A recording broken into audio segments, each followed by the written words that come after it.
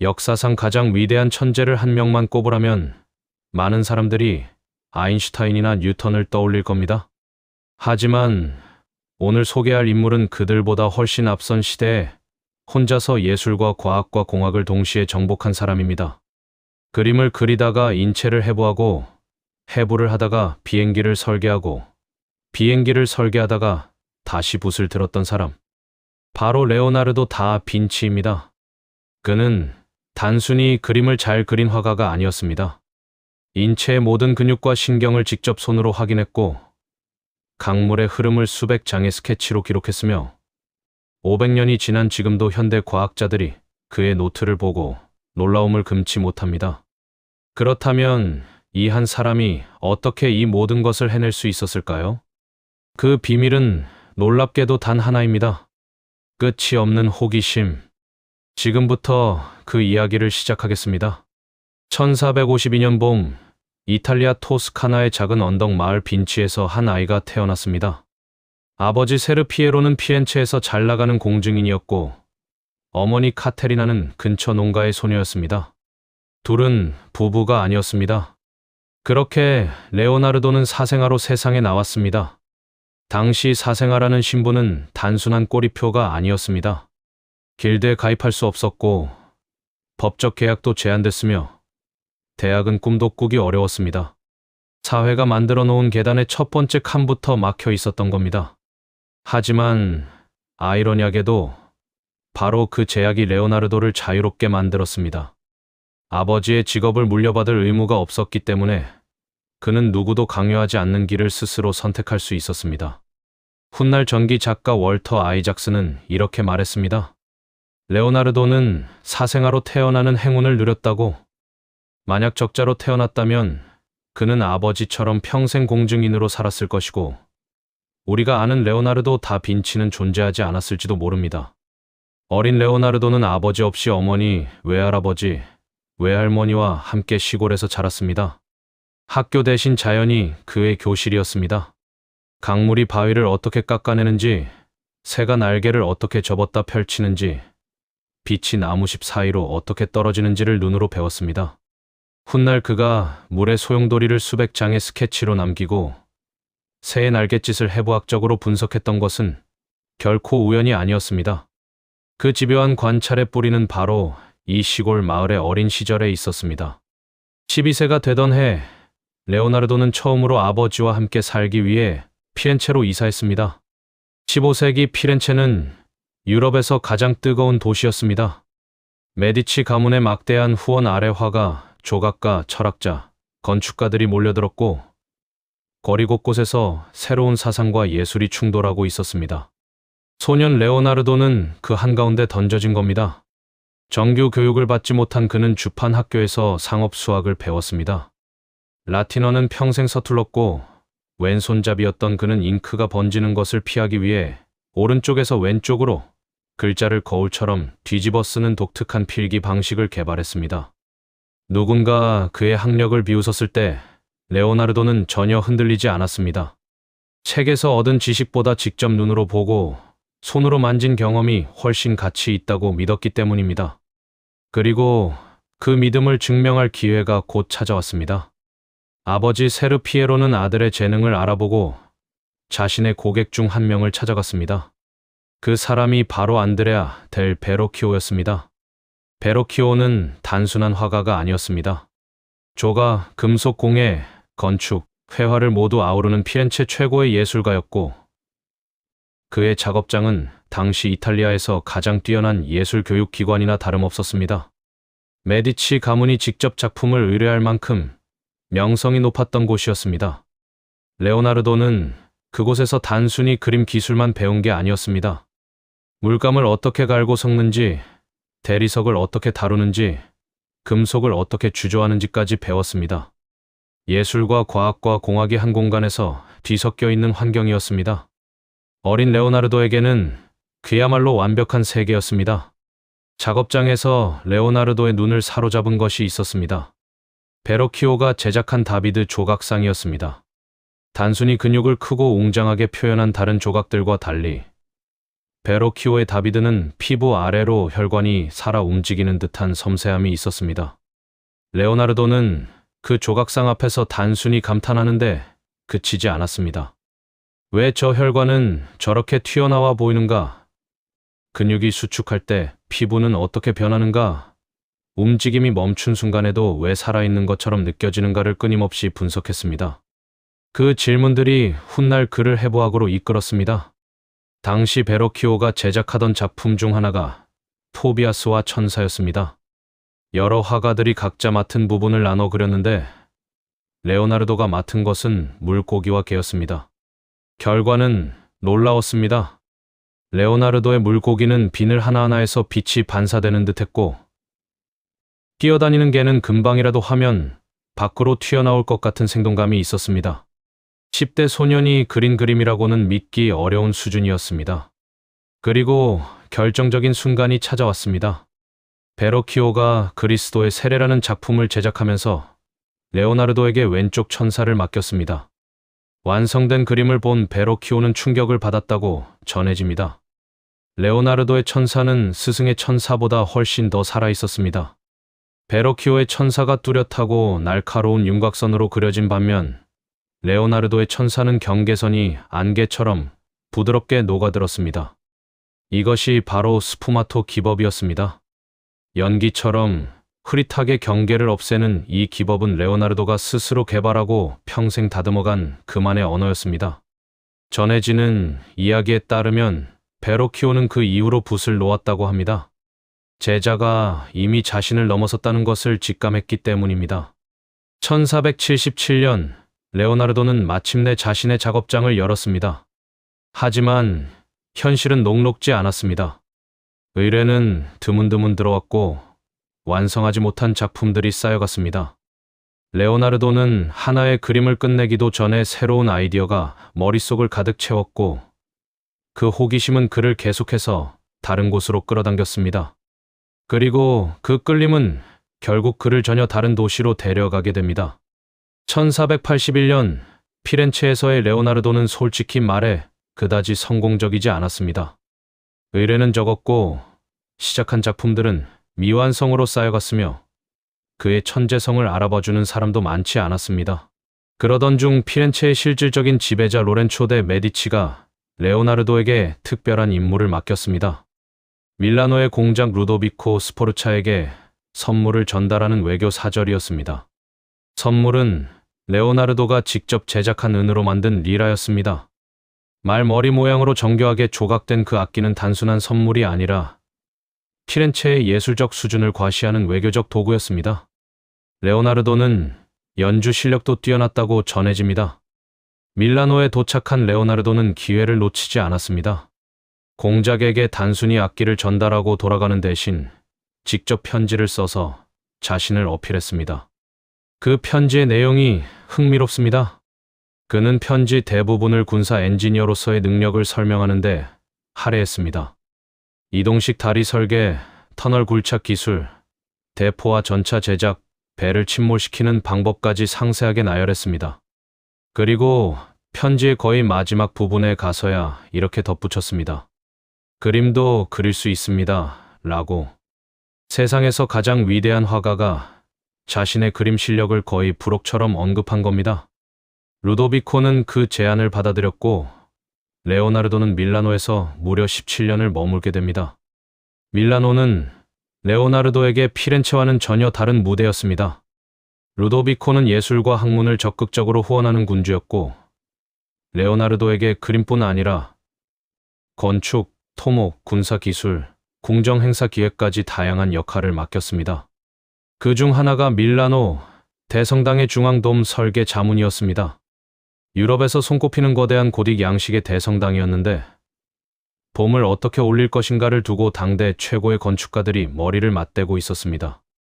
레오나르도는 여기서 전혀 뜻밖의 접근을 했습니다.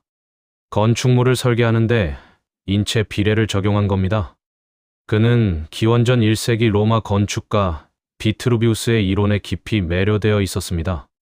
비트루비우스는 완벽한 건축물은 인체의 비례를 따라야 한다고 주장했습니다. 발의 길이는 키의 6분의 1, 팔을 벌린 너비는 키와 같고 배꼽은 몸의 정확한 중심점이라는 식으로요. 레오나르도는 이 이론을 단순히 받아들이는데 그치지 않았습니다. 직접 수십 명의 신체를 측정하고 수백 번의 스케치를 거쳐 비트루비우스의 이론을 시각적으로 완벽하게 구현해냈습니다. 그렇게 탄생한 것이 바로 비트루비우스적 인간입니다. 원과 정사각형 안에 동시에 들어가는 인체를 그린 이 드로잉은 단순한 그림이 아니었습니다. 예술과 과학, 수학과 철학이 하나의 선으로 연결되는 순간이었습니다. 오늘날 이 그림이 유로 동전에 새겨지고 수많은 교과서의 표지를 장식하는 이유가 바로 그 때문입니다. 밀라노에서의 시간은 레오나르도가 단순한 화가에서 진정한 르네상스인으로 완성되는 시간이었습니다. 그리고 그 시간 속에서 그는 인간의 몸 자체에 대한 집착을 키워가고 있었습니다. 밀라노에서의 시간이 쌓여가면서 레오나르도의 관심은 점점 더 깊은 곳으로 향했습니다. 겉으로 보이는 것만으로는 부족했습니다. 그는 피부 아래에 무엇이 있는지, 근육이 어떻게 연결되어 있는지, 심장이 어떻게 뛰는지를 직접 눈으로 확인하고 싶었습니다. 그래서 그는 시체를 해부하기 시작했습니다. 오늘날에는 당연한 일처럼 들릴 수 있지만 15세기에 시체를 해부한다는 것은 목숨을 걸어야 하는 일이었습니다. 당시 교회는 인체 해부를 신의 창조물을 훼손하는 행위로 간주했고 발각되면 파문이나 처형까지 각오해야 했습니다. 그럼에도 레오나르도는 멈추지 않았습니다. 그는 평생 약 39의 시체를 직접 해부했습니다. 차갑고 어두운 방에서 촛불 하나에 의지한 채 메스를 들고 인체의 층을 하나씩 벗겨나갔습니다. 냄새는 참을 수 없을 정도였고 작업은 시체가 부패하기 전에 빠르게 진행해야 했습니다. 하지만 레오나르도는 그 모든 것을 감수했습니다. 그가 해부를 통해 남긴 기록은 단순한 의학 자료가 아니었습니다. 각도를 달리해가며 뼈와 근육과 신경을 정밀하게 그려낸 그의 해부학 도해는 예술작품이자 과학 논문이었습니다. 그 중에서도 특히 놀라운 것은 두개골 연구였습니다. 레오나르도는 두개골을 반으로 톱질해 내부 구조를 직접 들여다봤습니다. 그리고 눈썹 뒤에 숨어있는 전두동을 인류 역사상 최초로 정확하게 묘사했습니다. 당시 의학계는 뇌의 구조조차 제대로 파악하지 못하고 있었는데 레오나르도는 화가의 눈과 과학자의 손으로 그 비밀을 먼저 풀어낸 겁니다. 하지만 그의 가장 위대한 발견은 심장이었습니다. 당시 사람들은 심장을 감정이 깃드는 신비로운 기관으로만 여겼습니다. 의학적으로도 심장의 정확한 기능은 제대로 알려져 있지 않았습니다. 레오나르도는 직접 해부를 통해 심장이 신비로운 기관이 아니라 근육으로 이루어진 펌프라는 사실을 밝혀냈습니다. 그는 심장이 수축하고 이완하는 방식을 관찰했고 대동맥 안에서 혈액이 단순히 직선으로 흐르는 것이 아니라 소용돌이 치듯 회전하며 흐른다는 것을 발견했습니다. 그리고 그 소용돌이가 심장 판막이 제때 닫히도록 돕는다는 사실까지 알아냈습니다. 이 발견이 얼마나 앞선 것이었냐면 현대 심장의학이 레오나르도와 같은 결론에 도달한 것은 무려 500년이 지난 후였습니다.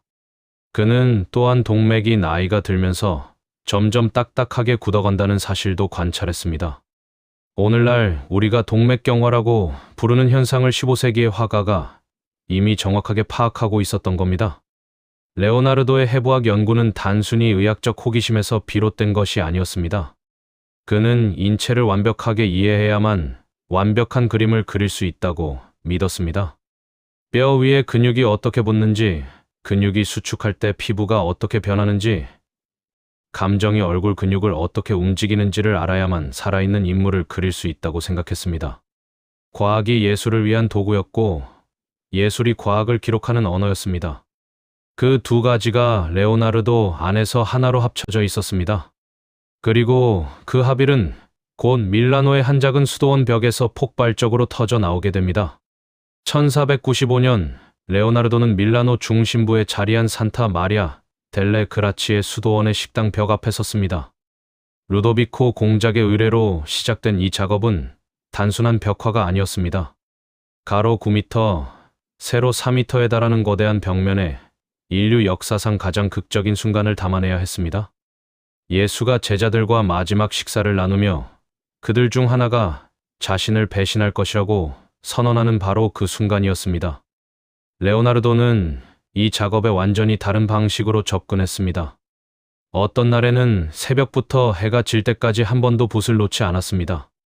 먹지도 마시지도 않고 벽 앞에 서서 그림에만 집중했습니다. 하지만 또 어떤 날에는 수도원에 나타나지도 않았습니다. 아무것도 하지 않고 그냥 그림 앞에 서서 바라보기만 하다가 돌아가는 날도 있었습니다. 수도원장은 이런 레오나르도를 이해할 수 없었습니다. 왜 매일 붓을 들지 않느냐고, 왜 이렇게 작업이 더디냐고 불평했습니다. 그 말을 전해 들은 레오나르도는 이렇게 답했습니다.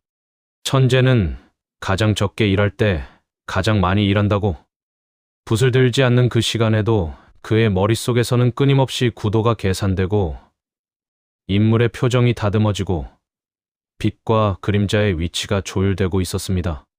최후의 만찬에서 레오나르도가 가장 공을 들인 것은 원근법이었습니다. 그는 그림 속 공간이 실제 방과 자연스럽게 이어지는 것처럼 느껴지길 원했습니다. 이를 위해 그림 속 모든 건축선이 단 하나의 점으로 수렴하도록 설계했습니다. 그 소실점은 바로 예수의 이마였습니다. 그림을 보는 사람의 시선은 자연스럽게 그리고 필연적으로 예수에게로 향하게 됩니다. 레오나르도는 실제로 예수의 머리 옆 벽에 작은 못을 박고 거기서 실을 뻗어 각 건축선의 각도를 정확하게 계산했습니다. 지금도 그 못 자국이 벽에 남아 있습니다. 하지만 이 그림의 진짜 천재성은 원근법이 아니라 인물들의 표정과 몸짓에 있었습니다.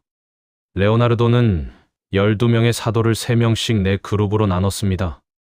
예수의 선언이 떨어지는 순간 각 그룹은 저마다 다른 방식으로 반응합니다. 어떤 이는 경악해서 뒤로 물러나고, 어떤 이는 억울함에 가슴을 치며 앞으로 몸을 기울이고, 어떤 이는 옆 사람과 눈을 마주치며 서로의 얼굴에서 답을 찾으려 합니다.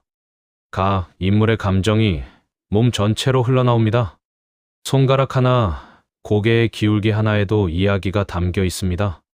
그 중에서도 가장 정교하게 계산된 인물은 유다였습니다. 레오나르도는 유다를 특별히 어둡게 처리했습니다. 다른 사도들이 빛을 받아 환하게 드러나는 반면 유다는 그림자 속에 몸을 숨기듯 앉아 있습니다. 그의 손은 이미 은하 자루를 움켜쥐고 있고 몸은 본능적으로 뒤로 물러나 죄책감을 드러냅니다. 얼굴에는 놀람과 두려움이 뒤섞여 있습니다. 레오나르도는 유다의 얼굴을 그리기 위해 밀라노의 뒷골목을 오래 돌아다녔다고 전해집니다. 죄책감과 탐욕이 동시에 드러나는 얼굴을 가진 사람을 찾기 위해서였습니다. 그는 인물을 그리기 전에 반드시 그 인물의 내면을 먼저 이해해야 한다고 믿었습니다. 겉모습은 내면의 반영이라고 생각했기 때문입니다. 이 그림에는 또 하나의 흥미로운 비밀이 있습니다. 그림 왼쪽 끝에 서서 바라보면 그림 속 공간이 실제로 방 안으로 쏟아져 나오는 것처럼 느껴집니다. 마치 내가 그 식탁의 일원인 것처럼요. 레오나르도가 원근법을 설계할 때부터 의도한 효과였습니다. 관람자를 그림 밖의 구경꾼이 아니라 그 순간의 목격자로 만들고 싶었던 겁니다. 최후의 만찬은 완성되자마자 유럽 전역에 레오나르도의 이름을 알렸습니다. 하지만 아이러니하게도 이 위대한 걸작은 완성된 순간부터 서서히 무너지기 시작했습니다. 레오나르도는 전통적인 프레스코 기법 대신 자신만의 방식을 고집했습니다. 마른 벽면에 유화와 템페라를 혼합한 물감을 칠하는 방식이었는데 이 방법은 더 섬세한 표현이 가능했지만 습기에 극도로 취약했습니다. 완성된 찌불과 몇 년 만에 물감이 벽에서 떨어지기 시작했고 수백 년에 걸친 전쟁과 홍수와 무관심 속에서 그림은 조금씩 사라져갔습니다. 지금 우리가 보는 최후의 만찬은 수십 차례의 복원 작업을 거친 결과물입니다. 그럼에도 불구하고 그 안에 담긴 레오나르도의 천재성은 여전히 살아있습니다. 그리고 밀라노에서 이 모든 것을 해내는 동안 레오나르도의 머릿속에는 또 다른 질문들이 끊임없이 쌓여가고 있었습니다. 인간은 왜 새처럼 날 수 없는가? 강물은 왜 저렇게 소용돌이 치는가? 지구는 얼마나 오래되었는가? 그 질문들이 그를 또 다른 탐구로 이끌게 됩니다. 레오나르도의 노트를 들여다보면 한 가지 사실이 분명해집니다. 그는 단 한순간도 한 가지 주제에만 머물지 않았습니다. 그림을 그리다가 갑자기 새의 날개 구조를 스케치하고 날개를 분석하다가 물의 흐름을 기록하고 물을 관찰하다가 지구의 나이를 추측했습니다. 수천 페이지에 달하는 그의 노트는 천재의 머릿속을 그대로 옮겨놓은 것 같았습니다. 그 중에서도 레오나르도가 특히 집착했던 두 가지가 있었습니다. 물과 하늘이었습니다. 먼저 물 이야기부터 하겠습니다. 레오나르도는 물을 단순히 강이나 바다로 보지 않았습니다. 그에게 물은 자연에서 가장 강력하고 가장 아름다우며 동시에 가장 위험한 존재였습니다. 그는 물이 흐르는 방식을 관찰하기 위해 강가에 몇 시간이고 앉아 있었습니다. 바위에 부딪혀 소용돌이 치는 물, 좁은 수로를 통과하며 가속되는 물, 폭포에서 떨어지며 안개처럼 흩어지는 물을 수백 장의 스케치로 기록했습니다. 그가 남긴 물의 소용돌이 드로잉들은 지금 봐도 경이롭습니다. 단순한 그림이 아니라 유체역학의 원리를 시각화한 과학적 기록이었습니다. 현대 과학자들이 첨단 장비로 측정한 물의 흐름 패턴이 레오나르도의 스케치와 거의 일치한다는 사실이 밝혀졌을 때 학계는 다시 한번 충격을 받았습니다. 하지만 레오나르도에게 물은 단순한 연구 대상이 아니었습니다. 그는 물의 힘을 실제로 이용하고 통제하려 했습니다.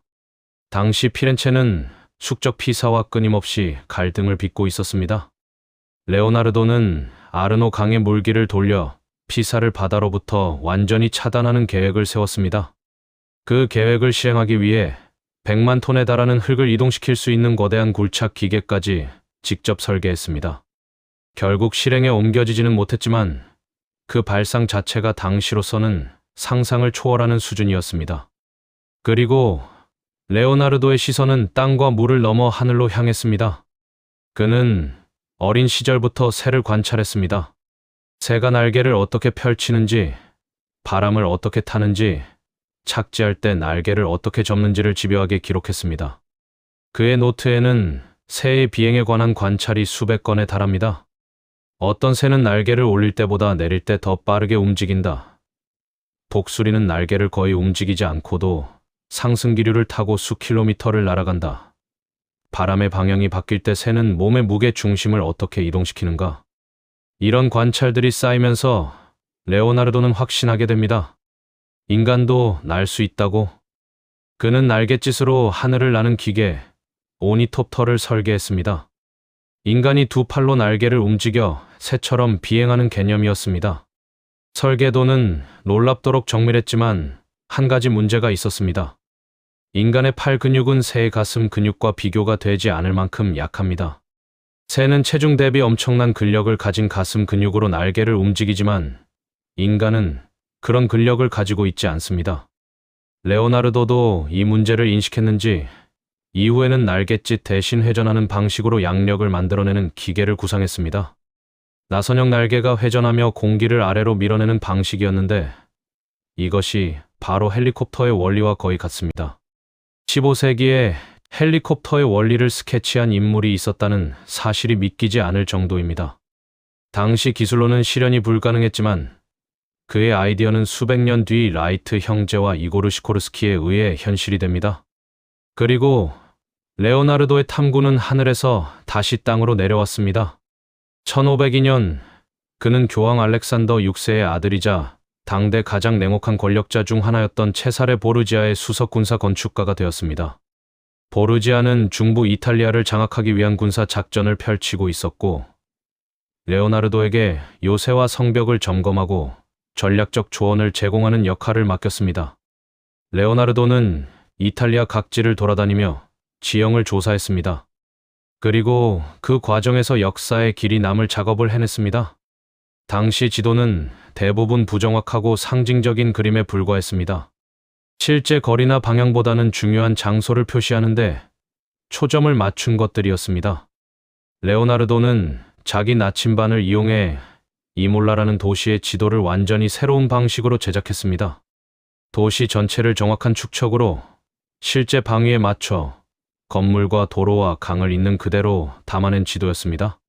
하늘에서 내려다보는 시점으로 도시를 그린 이 지도는 현대 지도의 원형이라 할 수 있습니다. 보르지아는 이 지도를 통해 적의 위치를 파악하고 공격 경로를 계획하고 군대를 효율적으로 배치할 수 있었습니다. 레오나르도의 지도는 단순한 그림이 아니라 전쟁의 도구였고, 동시에 인류가 세상을 바라보는 방식을 바꿔놓은 혁명이었습니다. 물을 연구하고 하늘을 꿈꾸고 땅을 기록하는 동안에도 레오나르도의 손에는 항상 붓이 있었습니다. 그리고 그 붓이 만들어낼 가장 위대한 작품은 아직 완성되지 않은 채 그를 기다리고 있었습니다. 레오나르도가 모나리자를 처음 그리기 시작한 것은 1503년경으로 알려져 있습니다. 모델은 피렌체에 부유한 비단상인 프란체스코 델 조콘도의 아내 리자 게라르딘이었습니다. 당시 리자는 24살이었고 조콘도는 새해 집으로 이사한 것을 기념해 아내의 초상화를 의뢰했습니다. 겉으로 보면 평범한 의뢰였습니다. 하지만 레오나르도에게 이 그림은 단순한 초상화가 아니었습니다. 그는 이 작품을 죽는 날까지 곁에 두고 손을 댔습니다. 의뢰인에게 넘겨주지 않은 채 수십 년에 걸쳐 조금씩 다듬고 또 다듬었습니다. 왜 그랬을까요? 레오나르도에게 모나리자는 자신이 평생 쌓아온 모든 지식을 하나의 그림에 담아내는 시도였기 때문입니다. 해부학, 광학, 지질학, 수학, 심리학이 모두 이 작은 캔버스 안에 녹아들어 있습니다. 먼저 그녀의 피부를 보겠습니다. 다른 화가들이 그린 초상화와 비교하면 차이가 바로 느껴집니다. 당시 대부분의 초상화는 윤곽선이 뚜렷하고 피부가 평면적으로 표현되어 있었습니다. 하지만 모나리자의 피부는 다릅니다. 경계가 없습니다. 뺨에서 턱으로, 이마에서 머리카락으로 넘어가는 부분이 안개처럼 자연스럽게 녹아듭니다. 이것이 레오나르도가 평생 갈고 닦은 스푸마토 기법입니다. 그는 붓으로 수십 겹의 극도로 얇은 물감 층을 쌓아 올렸습니다. 한 층이 마르면 또 한 층을 올리고 그것이 마르면 또 올리는 작업을 수백 번 반복했습니다. 각 층의 두께는 머리카락보다 얇았습니다. 그 결과 빛이 물감층 사이에서 굴절되며 마치 살아있는 피부처럼 빛을 발하게 됩니다. 현대 연구자들이 X선으로 모나리자를 분석했을 때 물감층이 무려 30겹 이상 쌓여 있다는 사실이 밝혀졌습니다. 그리고 모나리자의 눈을 보겠습니다. 그림 앞에 서면 그녀의 눈이 당신을 바라보고 있다는 느낌이 듭니다. 그리고 당신이 왼쪽으로 이동해도 오른쪽으로 이동해도 그 눈은 계속 당신을 따라옵니다. 이것은 레오나르도가 의도적으로 설계한 효과입니다. 그는 눈 주위의 음영을 극도로 정교하게 계산했습니다. 2차원 그림에서는 원근법이 변하지 않기 때문에 보는 사람이 어디로 이동해도 눈의 방향은 항상 같은 각도를 유지합니다. 레오나르도는 이 원리를 완벽하게 이해하고 활용했습니다. 하지만 가장 많은 사람들을 매혹시킨 것은 역시 그 미소입니다. 모나리자의 미소는 보는 사람마다 다르게 느낍니다. 어떤 사람은 슬프다고 하고, 어떤 사람은 기쁘다고 하고, 어떤 사람은 비웃는 것 같다고 합니다. 심지어 같은 사람이 보더라도 어디를 보느냐에 따라 미소가 달라집니다. 그림 전체를 넓게 바라볼 때는 미소가 선명하게 보이다가 입 주변을 집중해서 들여다보면 미소가 흐릿하게 사라집니다.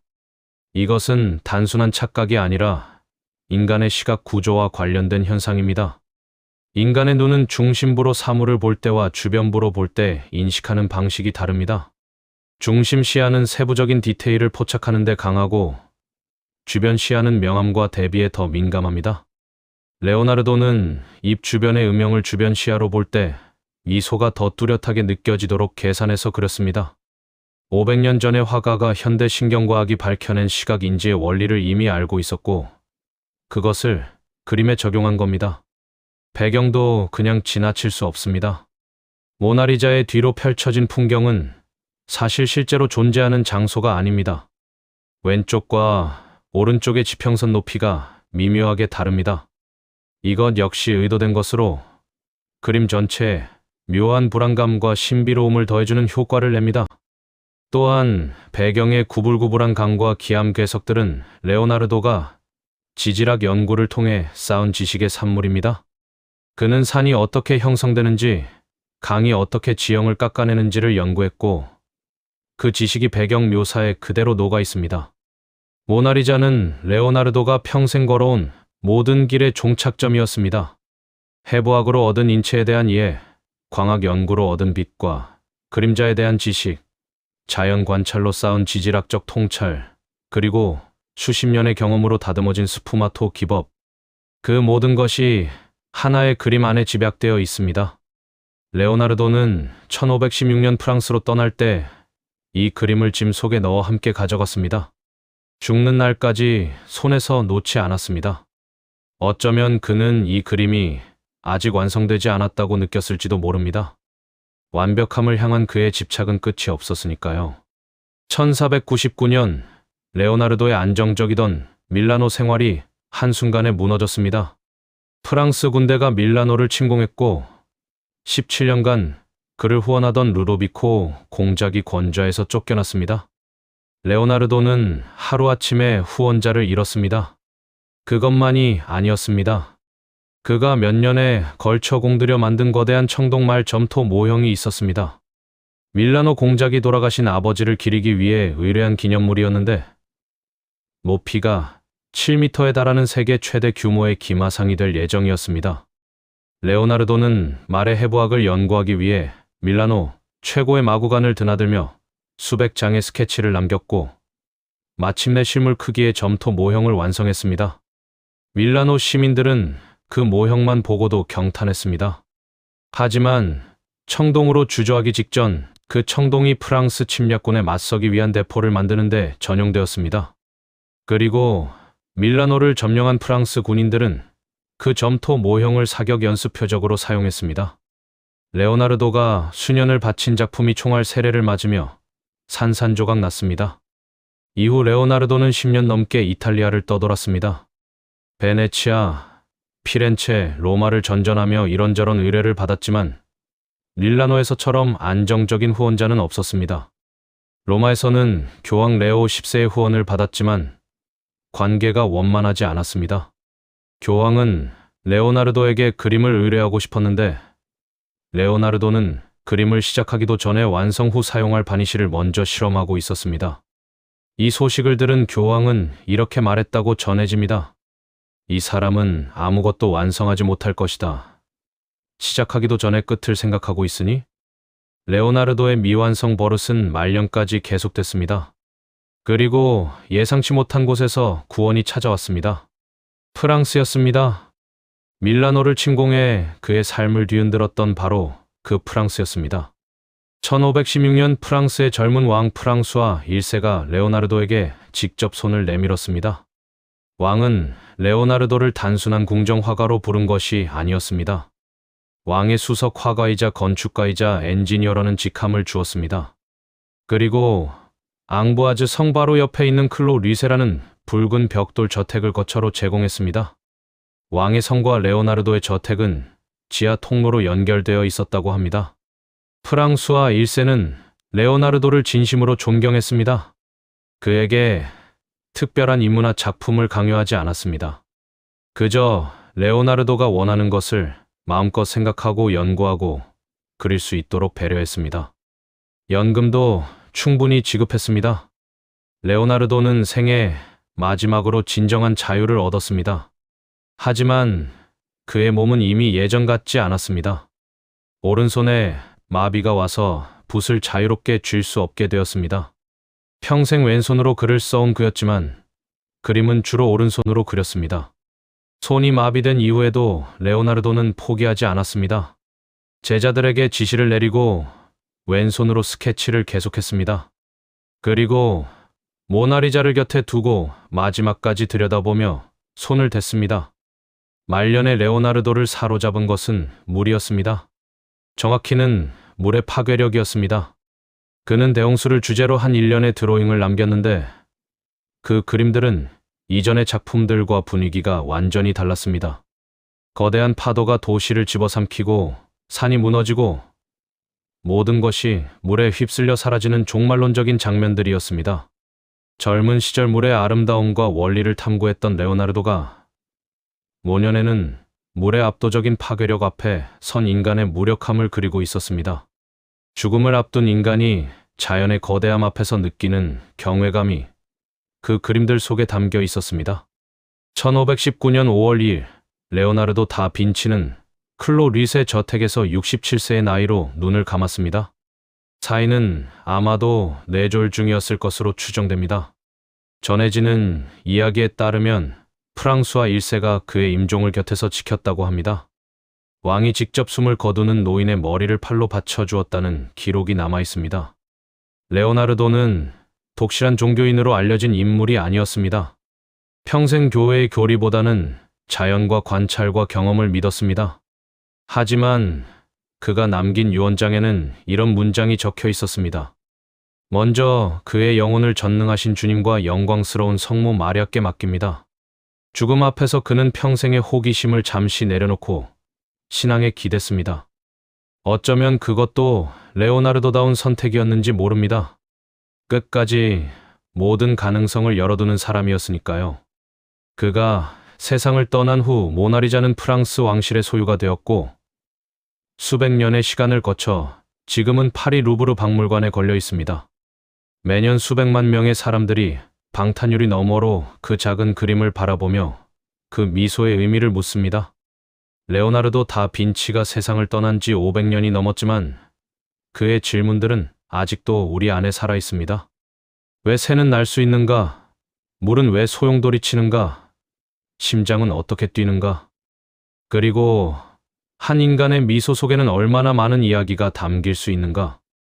레오나르도 다 빈치의 이야기를 마치고 나면 한 가지 질문이 남습니다. 그는 어떻게 이 모든 것을 해낼 수 있었을까요? 정규 교육도 받지 못했고 든든한 배경도 없었으며 사생아라는 신분으로 사회의 가장 낮은 곳에서 시작했습니다. 그럼에도 그는 인류 역사상 가장 위대한 예술 작품을 남겼고 수백 년을 앞서간 과학적 발견을 했으며 지금도 전 세계 수백만 명이 그의 이름을 기억합니다. 그 비결을 한 단어로 압축하면 호기심입니다. 그는 딱따구리의 혀가 어떻게 생겼는지 궁금했고 물이 왜 소용돌이 치는지 알고 싶었으며 인간이 왜 새처럼 날 수 없는지를 받아들이지 못했습니다. 그 호기심이 그를 해부학으로 이끌었고 비행 연구로 이끌었고 지도 제작으로 이끌었고 결국 모나리자로 이끌었습니다. 레오나르도는 한 번도 나는 화가니까 그림만 그리겠다고 말하지 않았습니다. 나는 과학자니까 실험만 하겠다고도 하지 않았습니다. 그에게 세상의 모든 것은 연결되어 있었고 그 연결고리를 찾는 것이 곧 그의 삶이었습니다. 우리가 레오나르도에게 배울 수 있는 것은 천재성이 아닙니다. 천재성은 타고나는 것이지만 호기심은 선택하는 것입니다. 오늘 하루 당연하게 지나쳤던 것들을 한 번쯤 멈춰서 들여다보는 것, 왜 그럴까 한 번쯤 더 생각해보는 것, 그것이 레오나르도가 우리에게 남긴 가장 위대한 유산일지도 모릅니다. 오늘 영상이 도움이 되셨다면 좋아요와 구독 부탁드립니다. 여러분의 구독 하나가 이런 영상을 계속 만들 수 있는 가장 큰 힘이 됩니다. 댓글로 레오나르도 다 빈치에 대해 가장 인상 깊었던 부분이 무엇인지 알려주세요. 여러분의 생각이 궁금합니다. 알림 설정까지 해두시면 새 영상을 가장 먼저 받아보실 수 있습니다. 다음 영상에서 뵙겠습니다.